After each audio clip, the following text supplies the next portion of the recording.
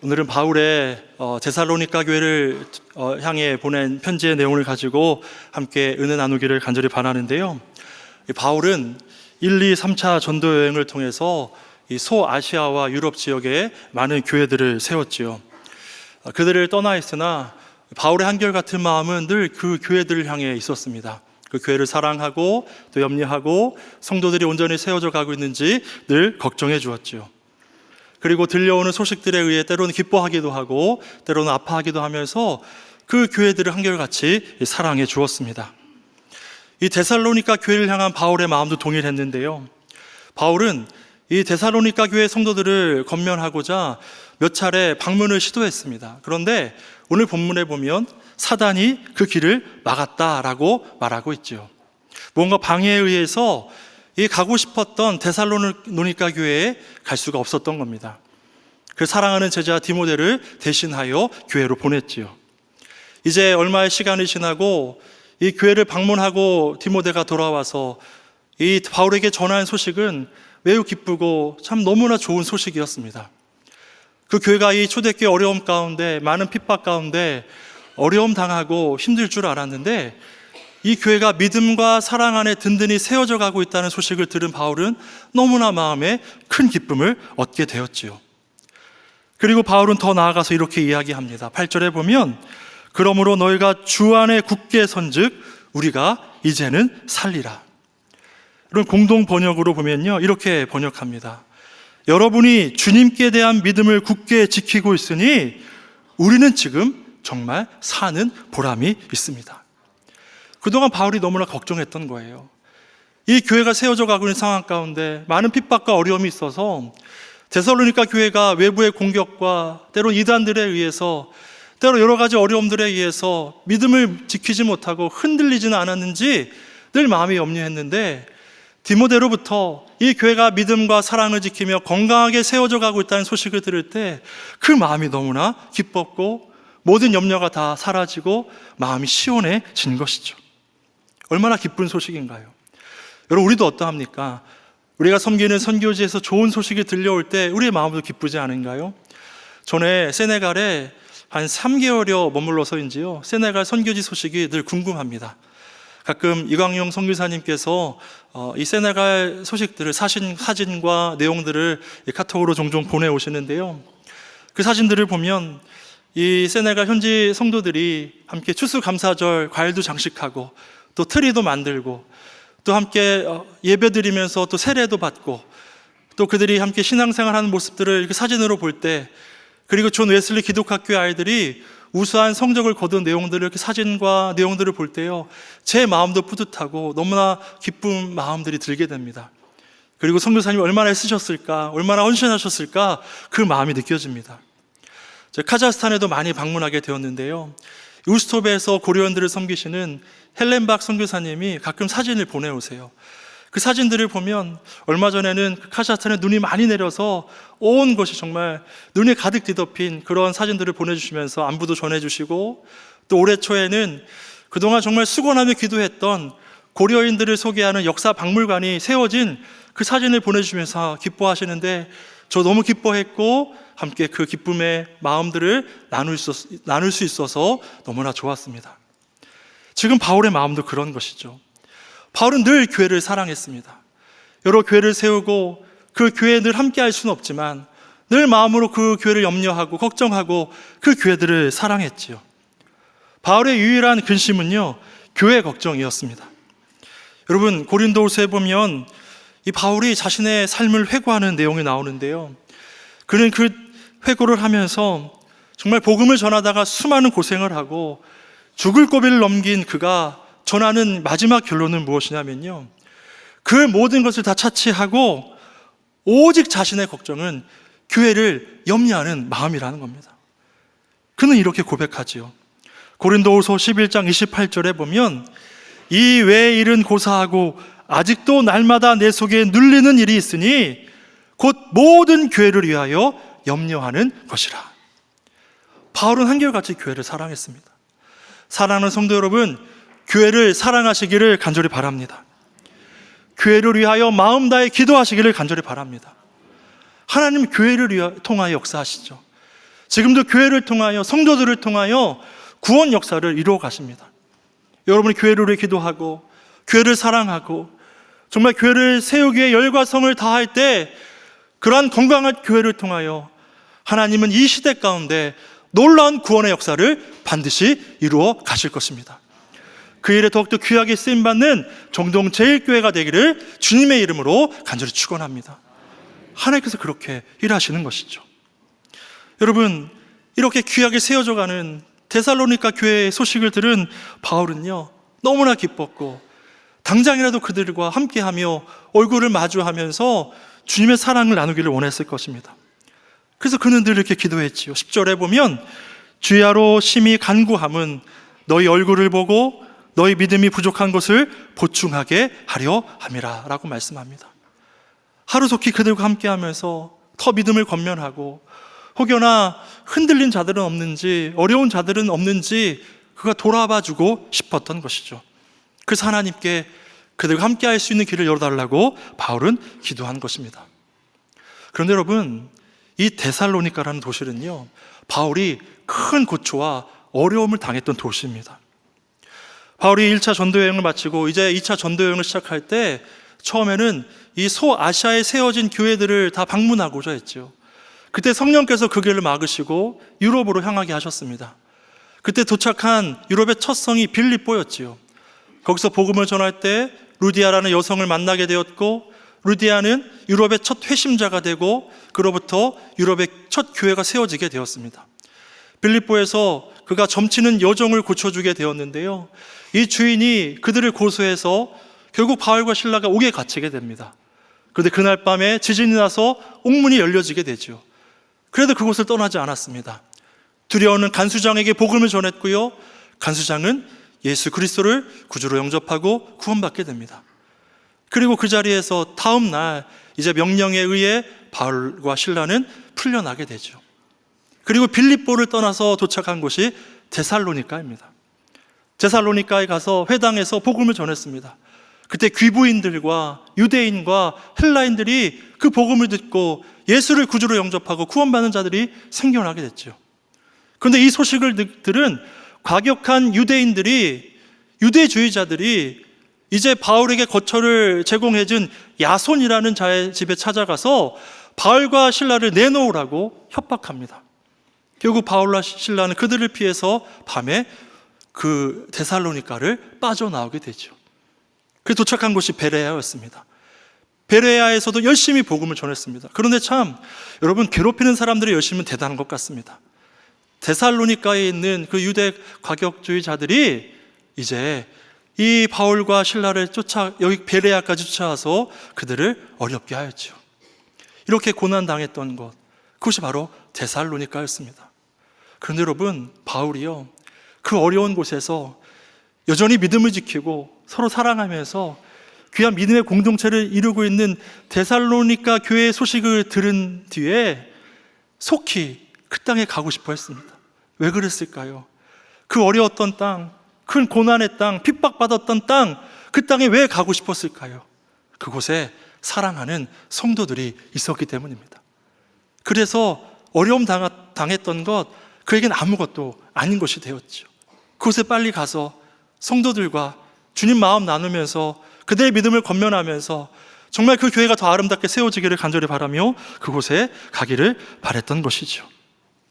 이 어려운 상황 가운데, 이 어려운 중에도 믿음을 지키는 그들이 너무나 귀했던 겁니다. 전에 젊은이 교회 사역을 할 때 금요 기도에 오는 청년들이 너무나 귀했습니다. 여러분, 일주일 동안 일하고 사람들에게 시달리다가 금요일 밤에 좀 쉬고 싶지 않을까요? 영화라도 좀 보고 집에 가서 좀 쉬고 친구들과 놀고 싶을 법한데 그 저녁에 교회에 오는 거예요. 피곤한 몸을 이끌고 교회에 와서 함께 뜨겁게 기도하는 그 청년들의 모습이 너무나 귀했습니다. 이 교회 리모델링 하기 전에 지금 사무실이 있는 자리가 로뎀나무라는 공간이었습니다. 거기 싱크대가 있었고요, 냉장고가 있었고 또 조리할 수 있는 그런 기구들이 있었습니다. 그 안에 젊은이 교회 사무실과 소그룹실이 있었고요, 그 바닥에 이 깔판을 깔고 촛불을 켜놓고 이렇게 은은한 조명을 켜놓고 함께 기도했습니다. 함께 기도할 때 얼마나 많은 영적인 은혜를 서로 나누고 큰 힘을 얻었는지 모릅니다. 정말 그들이 너무 귀했습니다. 그 피곤한 몸을 이끌고 하나님을 사랑해서 기도하고 싶어서 그 자리에 나왔던 청년들이 너무나 귀했습니다. 바울도 그런 것이죠. 데살로니가의 상황이 어떤지 바울이 너무나 잘 압니다. 자신이 핍박받았던 땅이니 그들이 믿음 생활하기 얼마나 어려웠겠습니까? 기독교를 반대하는 유대인 세력이 너무나 많은 곳이었지요. 그런데 그 와중에도 믿음을 지키고 사랑을 지키고 건강한 교회 공동체를 이루고 있는 그들에 대한 소식을 들었을 때 바울은 큰 기쁨과 위로를 얻었고 사랑하는 성도들이 너무나 보고 싶었던 것이죠. 그래서 지금 당장 달려갈 수 없어서 편지에 글을 적어서 그들을 향한 이 바울의 마음을 전했던 겁니다. 그러면서 오늘 12절 13절에 보면요, 이 데살로니가 교회 공동체를 향한 바울의 기대를 전하는데요, 공동 번역으로 보면 이렇습니다. 그리고 주님께서 여러분의 사랑을 키워주시고 풍성하게 해주셔서 우리가 여러분을 사랑하듯이 여러분도 서로 사랑하고 또 모든 사람을 사랑하게 되기를 빕니다. 그리하여 여러분의 마음이 굳건해져서 우리 주 예수께서 당신의 모든 성도들과 함께 다시 오시는 날 우리 아버지 하나님 앞에 거룩하고 흠없는 사람으로 나설 수 있게 되기를 빕니다 라고 그 바람을 전해 주었죠. 바울이 첫 번째로 데살로니가 교회 성도들에게 권면하는 것은요, 사랑하라는 겁니다.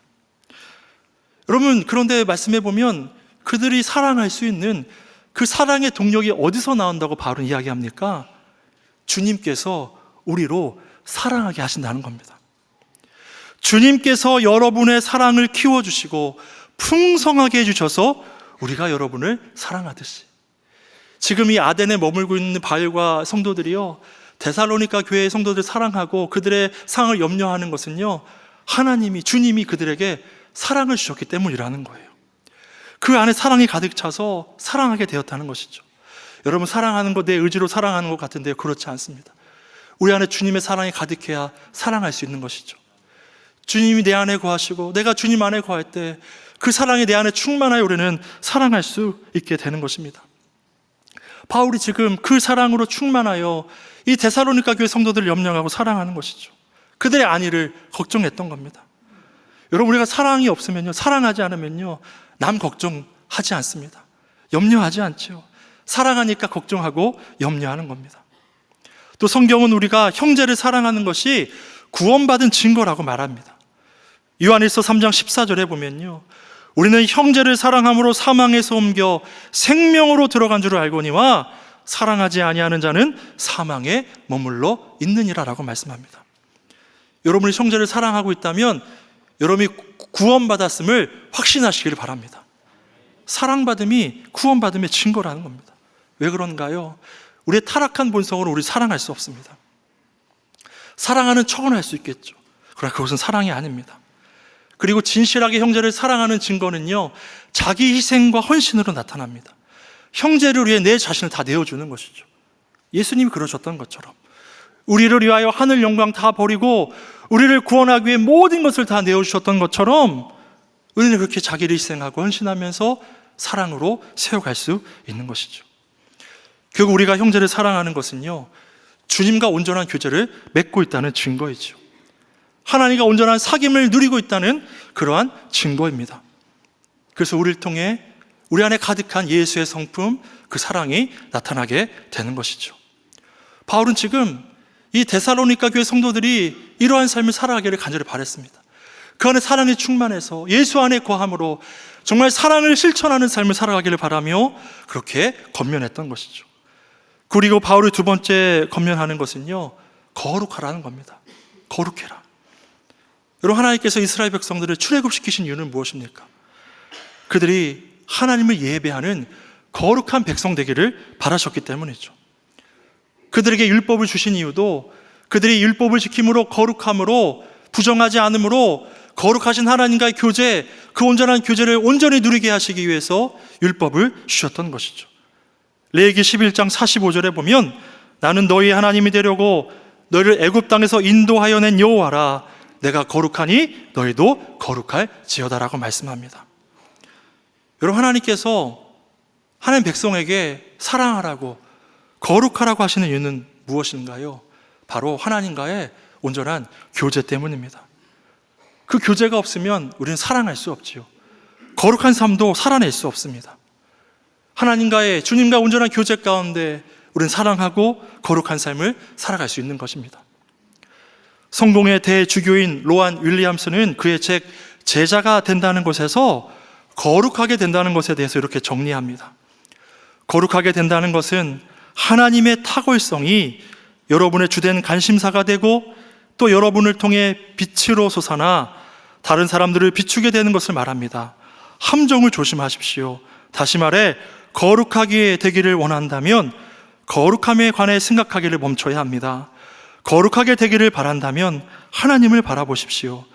거룩하게 되기를 소망한다면 하나님 지으신 세상을 즐거워하고 그 속으로 들어가 있는 힘을 다해 사랑하고 섬기십시오라고 말합니다.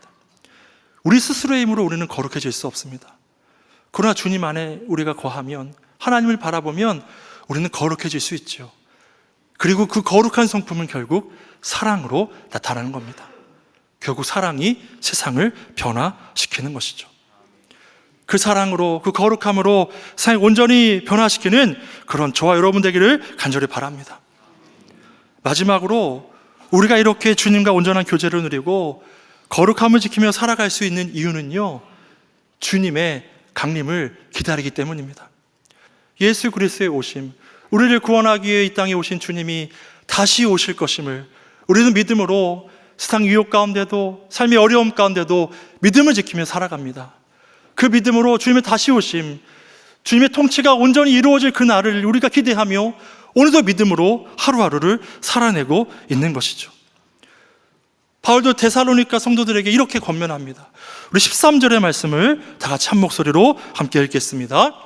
너희 마음을 굳건하게 하시고 우리 주 예수께서 그의 모든 성도와 함께 강림하실 때에 하나님 우리 아버지 앞에 거룩함에 흠이 없게 하시기를 원하노라. 아멘. 우리는 주님의 다시 오심을 기다립니다. 그날을 기다리고 기대하면서 오늘의 어려움을 이겨내죠. 우리의 소망은 하나님께 있기 때문입니다. 그래서 때로 어려워도 우리는 기뻐할 수 있습니다. 우리의 믿음을 흔들리게 하는 많은 삶의 정황들이 있을지라도 우리는 믿음을 지킬 수가 있지요. 주님 다시 오실 것을 믿기 때문입니다. 그리고 그 안에서 우리는 기쁨과 평안을 누리며 삶의 어려움에도 요동하지 않는 믿음을 가지고 주와 함께 믿음의 길을 걸어갈 수 있는 것이죠. 말씀을 정리합니다. 주님을 기다리는 사람은 거룩한 사람들입니다.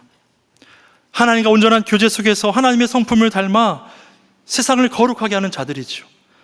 또한 주님을 기다리는 사람들은 사랑하는 사람들입니다. 하나님을 사랑하고 교회를 사랑하고 서로를 사랑하고 서로를 돌아보는 자들입니다. 주님의 강림을 기다리는 그 마음이 더 커져가기를 간절히 소망합니다. 그래서 어려워도, 우리 유혹하는 많은 어려움들이 있어도, 우리의 믿음을 희석시키는 많은 사상들과 문화들이 있어도 그들의 믿음을 지키며 분별하며 아름다운 주의 사람들로 온전히 서는 그런 저와 여러분 되기를 간절히 소망합니다. 더 사랑하고 더 거룩해지고 더 믿음 안에 설 수 있는, 그래서 오히려 그 빛을, 그 놀라운 하나님의 역사들을 세상에 드러낼 수 있는 정동 제일교회가 되기를 간절히 축복합니다. 오늘 말씀을 묵상하면서 또 제 개인적으로는 이러한 기대를 갖게 되었습니다. 이 바울이 디모데가 전한 데살로니가 교회의 좋은 소식을 듣고 기뻐했던 것처럼 저도 여러분들에게 새로 부임하여 살아가는 그런 교회의 좋은 소식들을 전하면서 함께 은혜 나누면 참 좋겠다, 이런 마음들을 갖게 되었습니다.